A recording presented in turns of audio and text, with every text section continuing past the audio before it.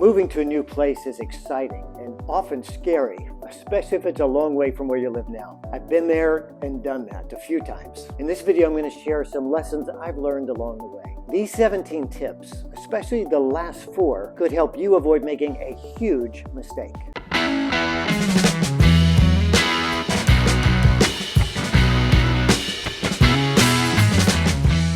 My name is Greg Somerville. I'm a real estate agent here in Richmond, Virginia. Typically, my videos focus on things you should know before moving to this great city. But today I want to zoom out and focus on a bigger topic. Whether you're thinking about a move to Richmond or really anywhere else in the world, what are the essential things you need to consider in advance? Grab yourself a mug of hot chocolate and join me for a fireside chat as we look at 10 categories to consider and 7 questions you have to ask. Category 1, weather and geography. Can you take the heat, the cold, the rain, the snow? Do you suffer from allergies? Will the pollen make you miserable? Do you need mountains, water, and green trees to feel fully alive? Or do you thrive in a flat brown desert? Number 2, cost of living. In the new place that you're considering, will you pay more for the essentials like housing, food, gas, and healthcare? If you're looking for a really great tool to examine this, use NerdWallet's cost of living calculator. Number 3, jobs. If you still need to work and don't have the option of working remotely, will you be able to find good employment? How do average salaries compare with where you are now? Number 4, housing. Don't just consider the cost of housing now. That's short-term thinking. You've got to look at the big picture of the real estate market overall. For example, how long have homes been sitting on the market on average? And how much have home values appreciated over the last 5 years? These are the kinds of questions that a knowledgeable agent can help you answer. Number 5, schools. If you have school-age kids, what are your options? Will your children be required to attend schools assigned to your zip code or your neighborhood? Will they have access to the kind of opportunities that matter to you, like art, music, AP classes, athletics, STEM programs, and more? Number 6, places of worship. In my experience, this is a category that we often overlook. It's easy to assume that we'll move to a new city and find a new place of worship that meets our needs. I have good friends who moved to a new area that seemed to check all the boxes, but years after settling in, they still hadn't found a place of worship that really felt at home. If your practice of faith plays a central role in your life, definitely don't skip this step. Number 7, stores and restaurants. Here in the US, you can move almost anywhere and find a McDonald's, a Walmart, or a Home Depot. If those meet your needs, you're going to be happy almost anywhere. But if you need an IKEA or a Whole Foods or restaurants that serve clean, organic, locally sourced foods, you're going to need to be more picky. Make sure you do your research before you move. Number 8, healthcare. The healthier you are, the less of an issue this may be for now. But if you have medical conditions that require a certain type of care or expertise, be sure to research what options are available to you within a 1-hour radius of your potential new home.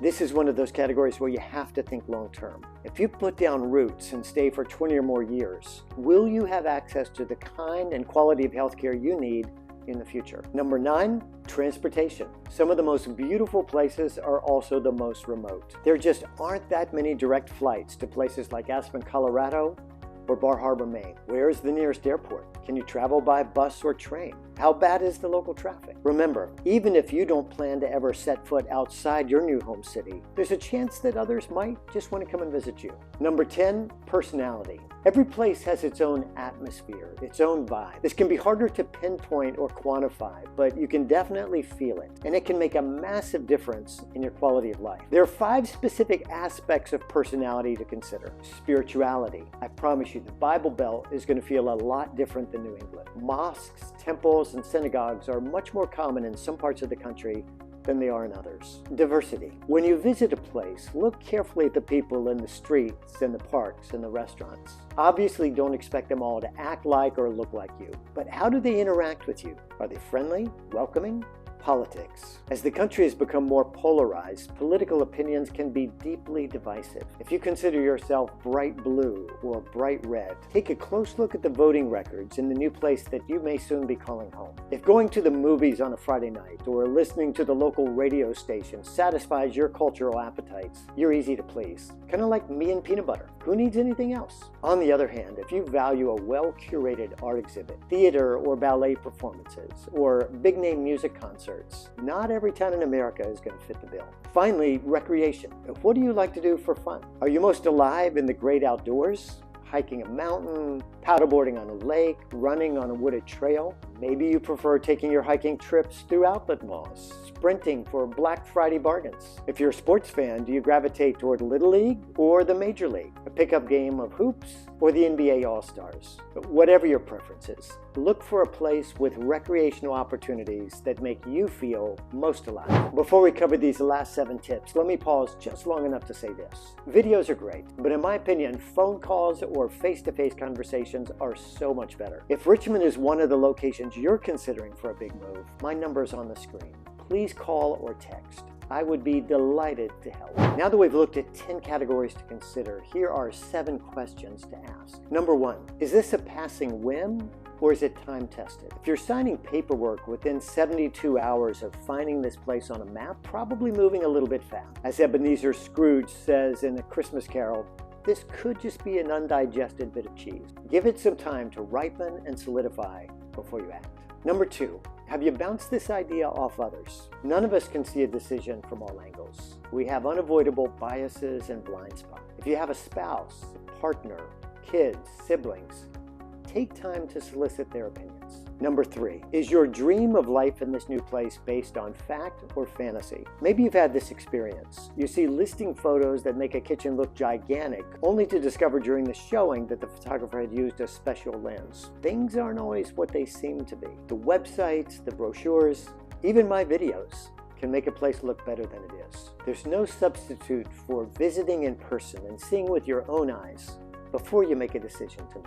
Number 4, how will your move affect your relationships with family? Your move will either take you further away from or closer to key family members, and each direction comes with a risk. If you're moving toward family, dreaming of new memories made with kids and grandkids, watch out. Sometimes those rascals pick up and move just about the time you get settled. If you're moving away from family, convinced that the nest is now empty and you're free to spread your wings, watch out. They may still need you, or at least want you, more than you realize. Number 5, how will a move affect your friendships? It can take years to build healthy, stable friendships, and often we don't realize what we had until we leave it behind. I've often thought over the past few years, old friends are the best friends. If you're going to make a big move, consider, will you be able to nurture those old friendships while actively making new ones? Number 6, how do you respond to new situations? When faced with the fear of the unknown, do you tend to lock the door and pull the covers over your heads? Or do you lean into new adventures,